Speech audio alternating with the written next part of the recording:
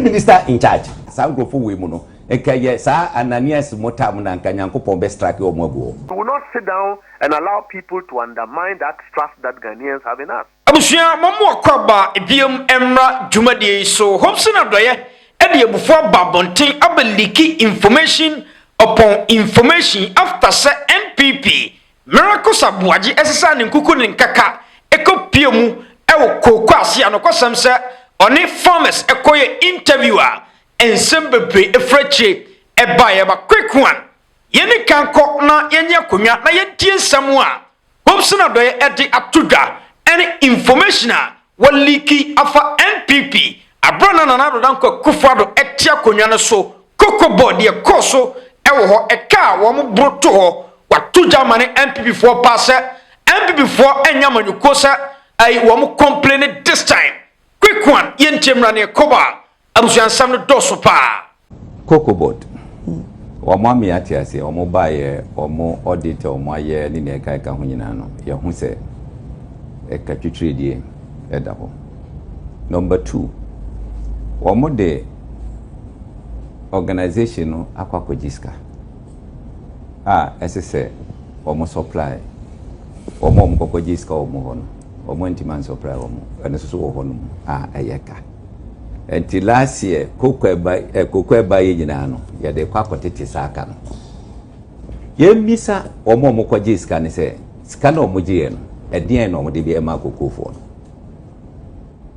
wo mo kojiska no ababeti ade nti na mekasa abna cocoa board eya no mokra kotoku wo mo de cocoa nugum aye kan jute sack ene o mo kra for the next 10 years no ye hia cocoa jute sack ni kra biem e wo Ghana o mo kra ba begu ho ama chese ni egu port kra no mo ntima anyi because o mo ni ba bi o mo di begu jute sack nso so no ukomu a empenifo eni echema omo eti sakoko gisika na wo se wo de ye procurement ye mfa yimra ne de ama ya tamama akakra do aba ne sika ehye wo ho na enne sabi pakro na se twa no ho kokka se kokko akuafo ebra sangrofo we mu no ekaye sa Ananias motam na nkanyankopon be strike omo abuo ade na moto atwe aso okrom haza hwe abna video adamu yi kire yi eye NPP induced program o mo ko selective full soldiers akotrantran ho munye kokwe ewo wa yi ho no mo na mo timu no munye kokwe nyabotre uti o mo kasa uti mu se sa bi pe o kasa kra ye ka kokko ho asem kra won ti ase die no mo kan ye no indicate se on ti kokko asema anya miracle aboagye no do anya na bi gei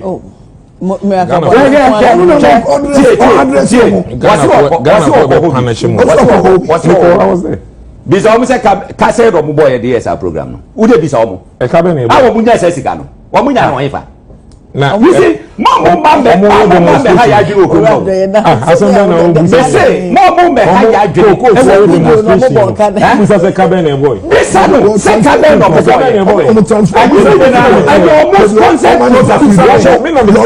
concept program no sleeps ya o mo in south program o e koko kra so be ga to koko no to koko onye mo be gu mu ye ya ka be say mo ko bo akwa some ko interview mo abia mo yiri okay mo kasa no o ma caveat sema obi amam fortunately no so no none of us are interrupted what am I abusia penyi what is that no asampa woni abusia apart from say bisa say asa o ka so me bisa so me I am the message type for that abusia penyi so Richard abusia penyi ana ye can say cocoa board pedini say aside all these challenges you know they are and yes cocoa farmers in the yentua wo mo kakra wo mo tua bayes 80% or 90% kakra bi akam o mo gitum se kakra akam and they are trying hard to make sure say omaye mona mokoko jisika babedi ama kokofo ene omo bre no the same people as asore gina hodom say ye gina kokofo achi etian abusu sem brani minia say ye hu bida hwe on the 23rd of November 2023 BBC News Africa was Ghana's cocoa farmers say they are broke as cocoa board which they are obliged to buy as obliged by law to sell their produce is unable to pay them. 23rd November 2023. Now we share 3rd February 2021 made that's on obi abetimi akan. So BBC News Africa wọ́n say ABC wọ kurom hada. Now wọ́kọ́ 3rd February 2021 City Newsroom the same thing Emma Parliament impo someone edu ediba Parliament say ọmọ mẹ́tìrẹ́tìrẹ́ mu ni enti a wọ́n ti mi tia koko foka adan na mu di trọchire Ghana for. We know 2021 it happened, 2023 it happened. So why are you saying say ABC or Ghana hada? When omo na happy yen yen na no. I will more 90% aka just 10% ese so mutu aka no. Huh? The entire you know omutimi tia. And they are here shouting over the roofs to say just say kokwa kwa for bread. I don't know. So mama yanka no kre ewo mayimu ye ka no kra Ghana fo bohu se ye dokwafo omo de tumi be maya omo de be mayen enya tro ene de oba ebenya tumi o enya tro koko ni na wo ho no mu na yato ebia yatua deka a wo no aya yi no wo kasa asemo ya wote ho a wo besre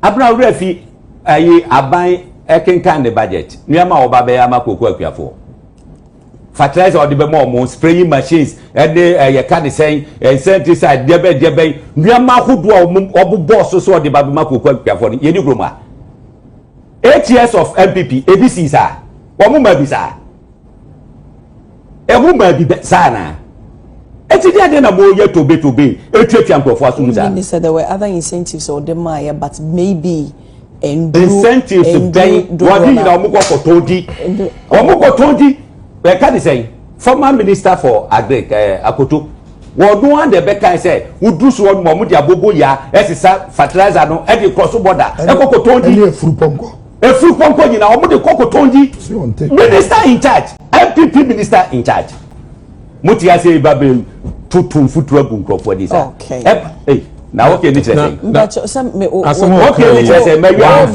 can allege no miss Oben FOMC what's a man then oh that they do them mama 1 minute what's a man then osi ekoko minister na akwa koton edi oso omo sesa ekoko di mo so wan no say koko minister Akoto say fertilizers ni nwa mo di akodo wo mo for there wo from no e tondi it's on record. I'm just also minister ne say how can I say that okay.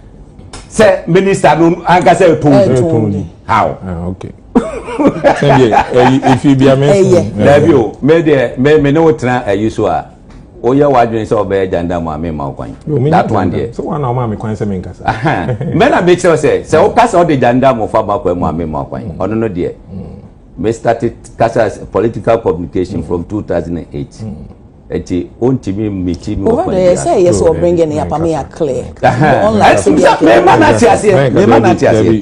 so eti me respect you sir but enkomo na ye yen ne sa na yenko so we start TV now me I am telling you say Martina radio and television so you don't trust 2000 I haven't twisted anything you cannot twist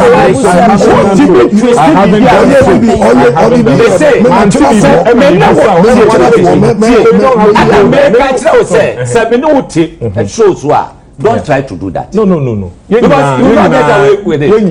Me so you no get away with it. It's my respect. Me know you cannot. They say me question na me bisa on one thing. Oh, Fernando is now you me. Said me kan no. One thing na obisa me said na me kan na me chichi mu chiro. Inti that's. Wo kasa na me you say be Oh no, I will not talk again. We are not playing victim. Eti ndia mi kan nyina ne say sa kokon sense mu. Ah.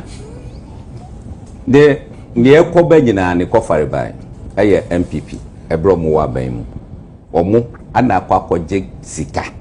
Ewo kokon din mu ababedi. Ma kire ha wa omu di sika no. Omo cheche de ma wo mu nkrofo, mo nkrakra yimra. A chese omu hia wo. Just one crack na be 10 years. You don't need to buy juice side again. Adentia because yakoji sikana ba be go. Etiendi they know said they were going to lose. Omu 2 terms so omu be lose ntinu. Etino ye nchesika no. Nda no meba oba to aso se woka say wo maje contract akwakoje akokra niam aba ye hia. And the other now they come and say, Omodi. No, Mundi, procurement, no, ya won yan faso. Where's the money? Ya won yan faso. Okay. Say, wo pay business. No one call, which in show we be percent me craba. Oh, you hear 20,000 pieces. Special eyes, ebi our tono. Yan fan say 1 CD. Okay, ya the amount 3 CDs.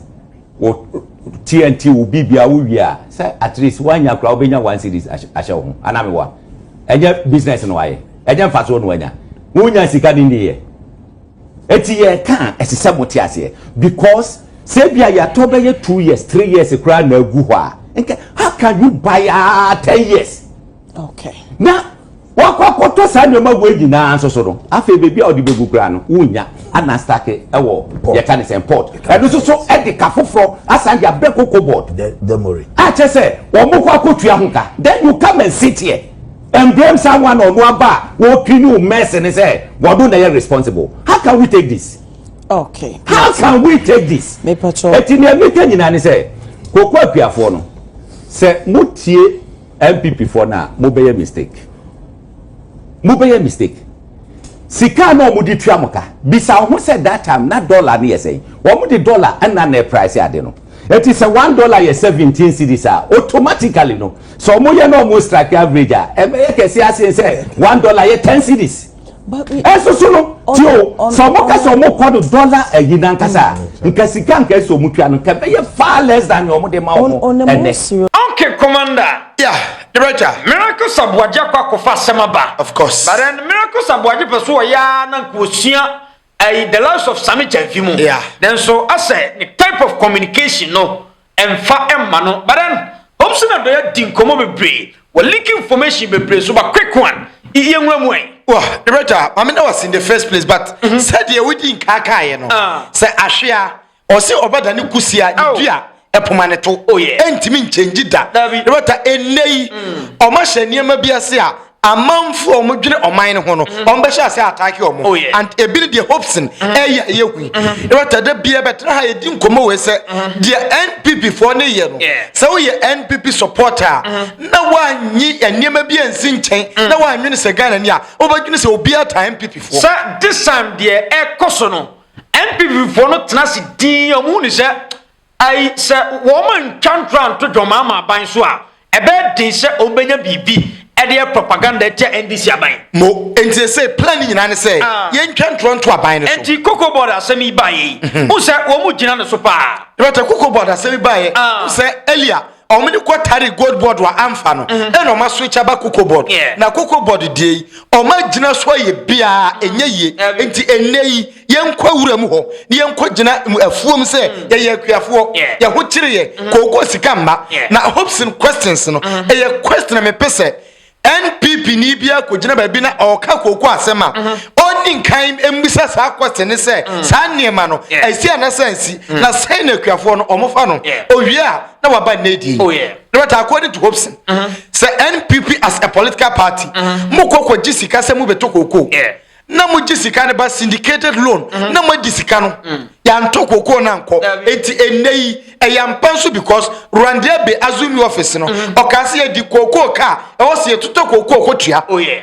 But a bro NPP fra bamu ye de broker we ko o se kotua na se NPP for the on buy no bosia kwa no mbebo yo I am sure on be bro bosia to o man ho o ma bro bosia to no magya hokọ ena ne o ma twam ho ba be ka kire se seta o ma bro bosia eje ka to ho no NDC enye magic na o mu mpesika entue bibi o ho bia mfiri ho enti enei all the pressure ko to NDC abanso because NDC abantu akuafoka o problem nyina ne se o pese o di ade bi tare aban no eye dede ka se aban ni mo no homoden but otwetwa wani a unya point bi anyina so edi se ne kogo akuafo ho akam kakra de a yenko gine no so na se utie ya Dr. Hopeson say according to information ni koko board for no koko a o mato no o matua mu be se 80% nti dia ka no 10 to 20% enaka omunye ntuaka but under NPP in 2021 but na koko ni nyina ho a yenye sika ntuaka in 2023 as I repeat biem adena miracles aboagye mo anko wuram ho anko bi sakuafo ne se enei koko ni bo wo so world market dollar ni ko 15 cedis e ko 16 cedis na so still mu koko no abanya sika ntuai sai na musifa no die na mo dwene die na mbeka kira pa but in a dollar about 10 cedis. There was a dollar now, about 10 cedis. If you have only to say, Ampa and Fidia or Midibe Goma for Sono, the Boaba form, and run a Boaba form, and Ticriano, a bit easier, the Amomo, a chain another uncle father breast. And the sober general Hakuania. NDC buying, but a more opportunity say, Kuyanibia, Kogo, Kuyanibia, Abani man scholarship, a sponsor to the tertiary level, and no good chain. Fertilizer name ko enne fertilizer ni be ko spray na omu spray koko no so no under NPP na dan ko for administration eguye enne it is coming back and this aban be makuafo all these packages na koko ni price akọ from world market na woje ka to ho na aban na to about 80% all try say obekle ka no onwini solution ho entro ene ye ode de be ma be hu se miracles aboagye ni NPP for no Ghana for ntimi inform seriously water omukwa they don't go with solution because I am trying to mukotwa no omukwa no maka asem ne tra no masore ko but say a proper opposition party ukona ukan asem ni wi you come up with solution say yen yesu say ka o say aban ni say and aban ni say onye but mu de mu ni solution mukwa na makotena wo monsa pan na ma kansema atwantro na masore ko sa we say no ade no kwa no me hwe video na miracles aboagye mo ai koko aso no mo kwota press conference no me hu ya na me say what the settings I before no masha da abo ma no of course and wo makoye sa de ni wo nwura mu ho of course because kuani ba ko ka say miracles aboagye kuani ba ko e ka say ohun bi da so ye koko kuani ampa 2021 ebisi 2023 ebisi enti onim koko hwehwe and bi da me akwa me tie me say ai mi papa no to koko mi so nyina metene nchen to da bia ai yetimiti koko no ai wo mo akuafo timiti koko no ba no mo de koko obu abe 1 week no nya ne sika enti issue me issue na me say na say issue dia me akra me wo experience mo nti se ne obeye dede ebe kansem na onsem a wo ka no onsan ni solution mo ka bebrebe na mebisa se NPP foi enti enei mo na mo aban mu ade na mo beye enam susu se de na President John Dramani Mahama ni koko board for omonye emfanyi sikantu akwafo ne ka that is my question but a solution ni ho omo ba no mo be ka ni bia na omo ko omo ni ade bia honim de NDC in 2024 na omoni NPP ko e election when electoral commission ho no omko kan bibi say electoral commission ade we nya na omoni solution ba say ye pese electoral commission onye ni say we say ye be ye but ene propaganda Hopeson director one thing about him ni say o eni pa o kan okre say o penance on penance o kan okre emfa san community quick one commander ye monitor NDC amoniko no o ma dinkomo na election course so ewo ayawa so east no NDC force wo mo ntena se wo mo de ai ahwehwemu begu akwam no ma ye ahwehwemu ama no kura ni nyina adadi ebe to dwa na busua Ghana for bo NDC for abaso Musafa Kwande adi nkomo oye deputy general secretary ema NDC amanyoko no quick one yenko na yenya botani enti nsam a ori atudwa em se said the wow, bon, a inquiry. Now the address a kui presidential candidate. And tell you Saturday, a BBA at was a Twaba. Actually, there's a one, started complaining, sending messages across leadership. And okay, that is idea. Because of the sensitivity of the issue, the reactions are about home. There's only a new hobby. The woman said, Ubi so be a depone. As if this a bonnet bang and a crime bench on the juice and preference one. And TST committee is a committee, no. And investigate Ubi Bia Sabat one will come be. A party, Juman won't quay. Party babia said, Ono na mau near Wagen sono. Ono sono who bedim. All 6 aspirants are of contest this election in Yano. Yet the woman aka investigation. I perceive who said, overcome a coup deal by Kuno Emra Ebatahu. Said you shoot any buying a person who didn't want Bonteno, Sani a person be a dinner hoodie. Said there be a uncle ye be beer, a deep party needing a bequeminum. And answer be a beer, a bema Ghana for Assissia, only woman, a rush in a best partinum. Sir NDC Penna, a home for whom NDC party, Emra, a yejuma. NDC party, ye ready, sir. Send ye democracy in economy. You very construct a new path that will establish stronger ties with discipline and principles. So, because of that clearance responsibility, Ghana for every name say between me, I ni seen in Ra, ayanya sheno. That don't mean that to happen today. Ni see, I was see, maybe the list of Yama but it is so crucial and so important to us. Within the time and seasons we find ourselves in. NTA China committee no at the one report waba. Sabi one more contest election yakwala. Many opinion Baba Jamasi, no Deputy General Secretary, former MP, former Minister, Deputy Director of Legal, or a lawyer name, or abofra. And a 2, Ajana or Kahono. Constituency chairman, a party for Kukuda.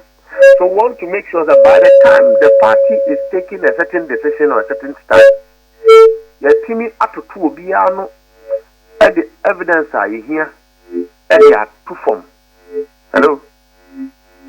Also, yet you pa. Evidence are here, they're picking pieces and pieces together.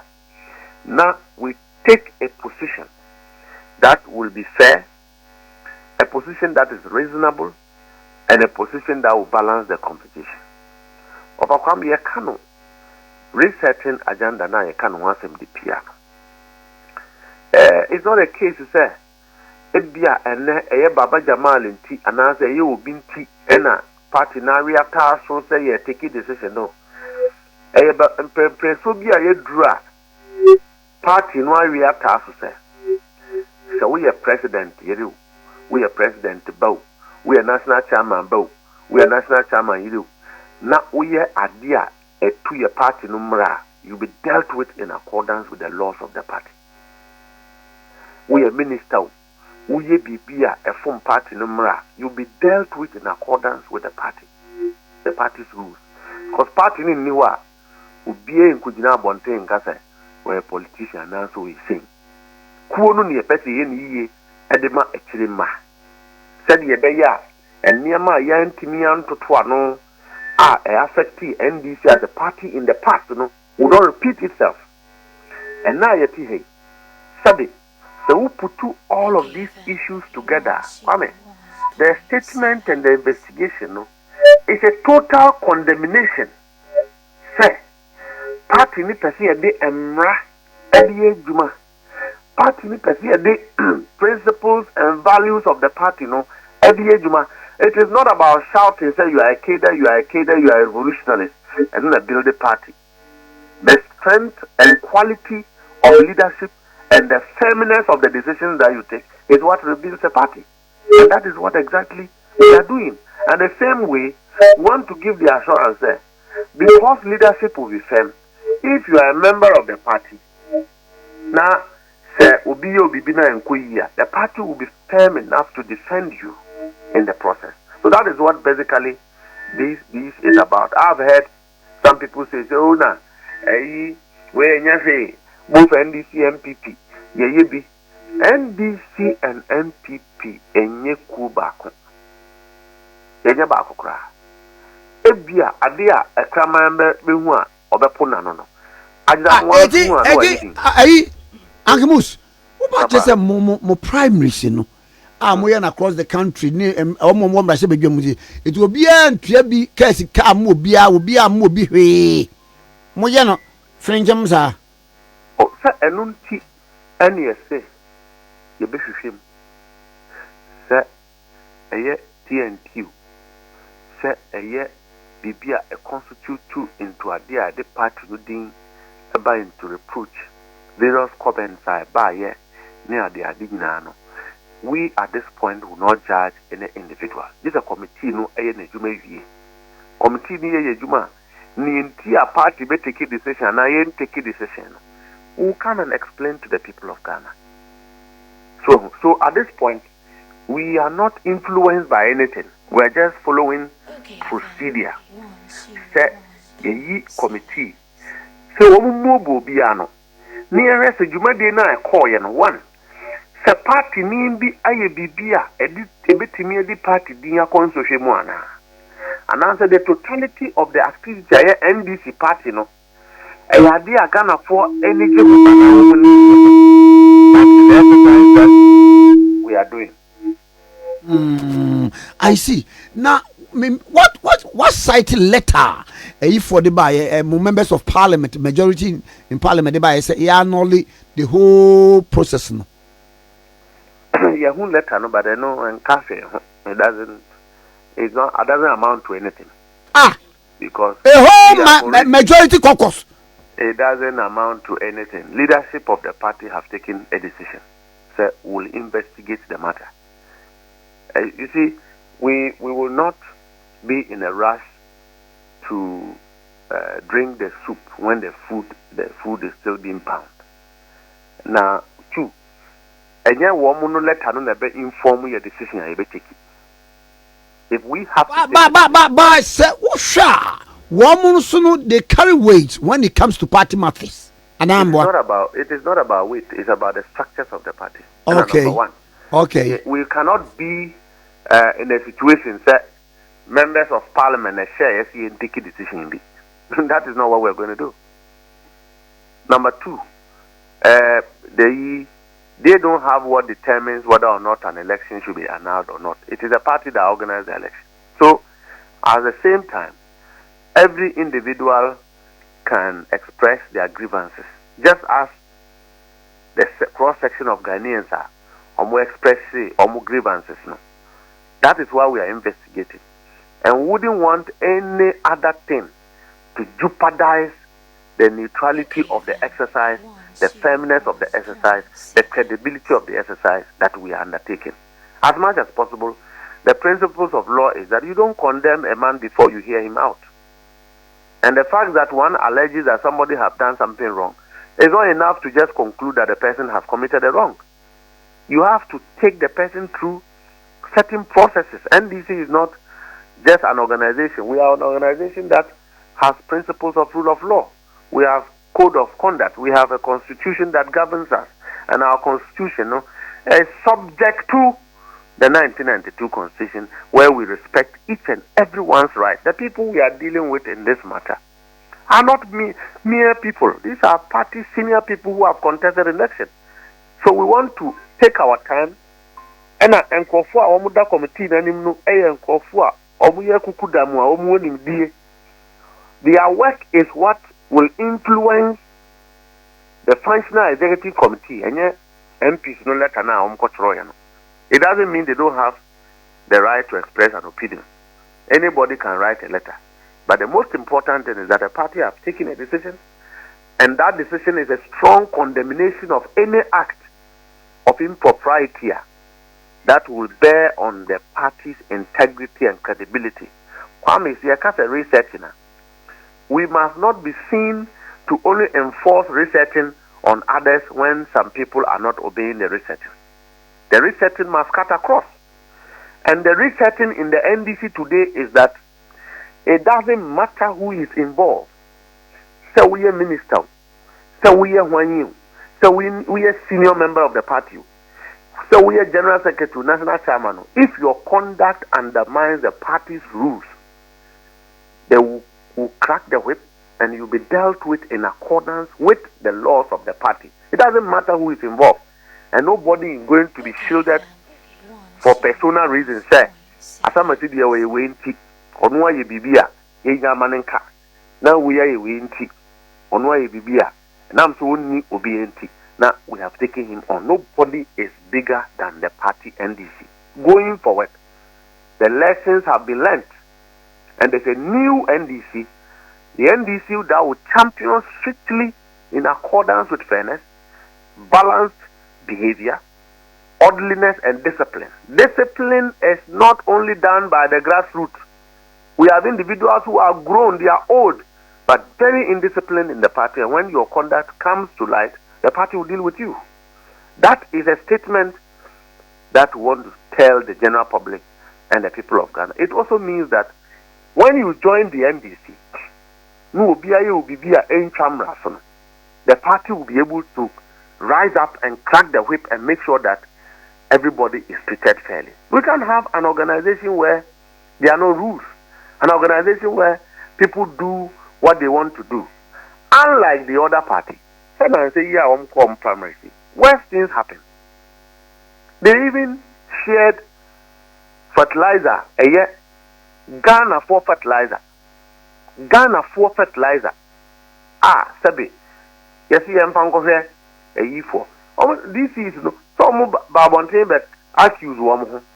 But the leadership of the NPP does not appreciate what constitutes political impropriety. They cannot even separate the difference between credibility and integrity, and also what it affects these two principles. We too have decided that we will not allow these things to pass.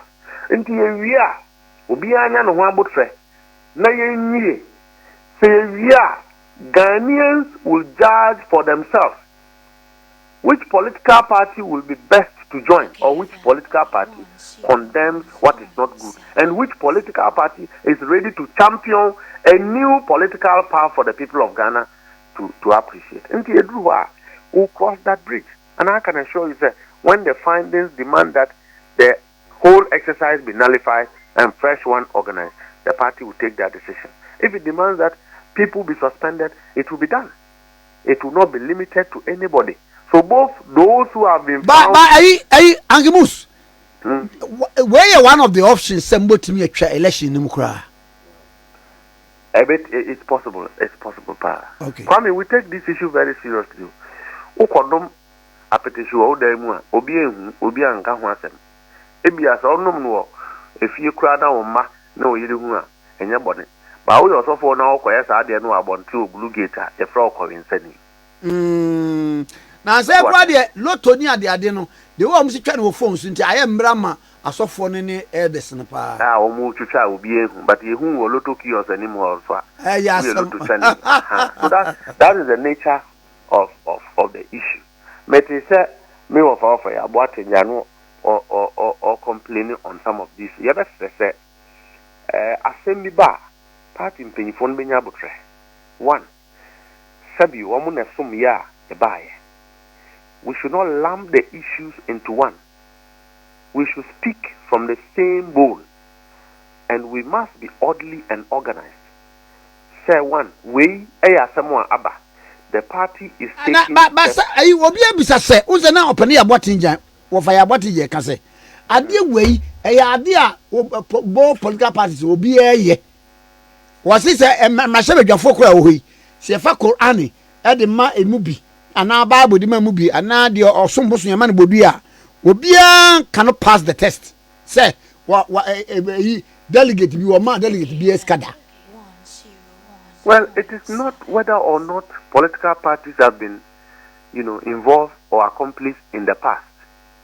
We are saying that there's a new NDC that is going to take everything very seriously, in line with the new generation politics, in line with the new methods, and in line with ways of doing things. Tamwa, a kid as President Rollins most start the NDC. It is something for auto watch out to me problem. Watch, be at create at some point in time too, we have observed even ministers misbehave so much, do things that undermines the image of the party. Now, wouldn't be when normally party is in government, now say government official come misbehavior. At the end of the day, you can't say government to you a party. So the party have a fundamental responsibility to condemn anything that will jeopardize our future. And then you ministers. But tomorrow there have to be some other ministers. So the fact that one person is an appointee today will not be allowed to jeopardize the future of others who are not ministers. That is the position the party have taken. The issue of say ubiya and now ubiya. Kwame uja ufi na uya sabe uja wadeja ufia ya mfre uja manfu ba ukoye the same thing abonten edi me na ede befre. So the mere fact said people have done in the past, the mere fact said na here NPP for ko omdie ABC doesn't mean that it should happen in the NDC and continue to happen. And people become emboldened to continue to do it. We all may have been guilty in the past, but we must find ways of doing things well. I mean, election now you win, nipa brand and you win election to win the trust of the people of Ghana the way we have. It took a lot of time, and it is only those now they will not appreciate the level of energy that went through. So we will not sit down and allow people to undermine that trust that Ghanaians have in us. And nobody is too important than the party at this time. Say, you better trust it. Now, we be needy as a party into the future. We will not agree. The same way we put our lives on the line to fight to bring this government into power. The same way some of us will put our lives on the line to protect the principles and the values of the party. It doesn't matter what it takes. It will be done. And we are doing that to strengthen the party into the future, to strengthen the party into the future generations, taking note of some of the inefficiencies that have affected the party and other political parties. NPP and Nanado's lesson notes are very fresh for every member of the NDC to be reading every day. How the NPP lost power. How the NPP today, what they call abontin say it should be a lesson to all of us. It is not about sloganeering, it's not about populism, it is not close to any of that. It's about preserving the foundation of the party as a vehicle on which all of us triumph. And that vehicle must be serviceable, that vehicle must be strong, that vehicle must pass the test of values, of principles, of probity and accountability in the eyes of every Ghanaian. That vehicle must pass the test of discipline and orderliness, which will cut across every part of the party. We can't be punishing ordinary members of the party, and then when the big fishes do something that is not lawful, it's not going to happen again. Ebia, executives, another group of people will come and do that. But at this time, it's not going to happen. I've heard of Ayabuatin talk about National Executive don't vote near the other. These are matters that are under consideration. It's an ex-official. He should come to the party headquarters, sit with his successor, national organizer, sit with his general secretary, and put these proposals on the table. We will not allow the media to help us reorganize the party in that manner. And everybody must fall in line. We will not also allow in the past, assemble, then all of us will hit into the media, we speak to it, and then we put the image of the party. We are trying to organize a party. I also don't see why an appointee who is a sponsor of a party becomes a voter in the party. I also don't see that. When we are saying that if you are not a member in good standing, you cannot vote. But we will not say these things in the public domain. We'll go into caucus. I'm saying and say, General Secretary have issued instructions that we should have a meeting with all national officers, former national officers who are alive.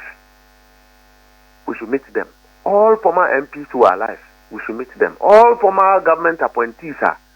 The party is going to reach out to all of these persons in line with the reorganization that we are doing to strengthen the party as we go. So, we will make them proud.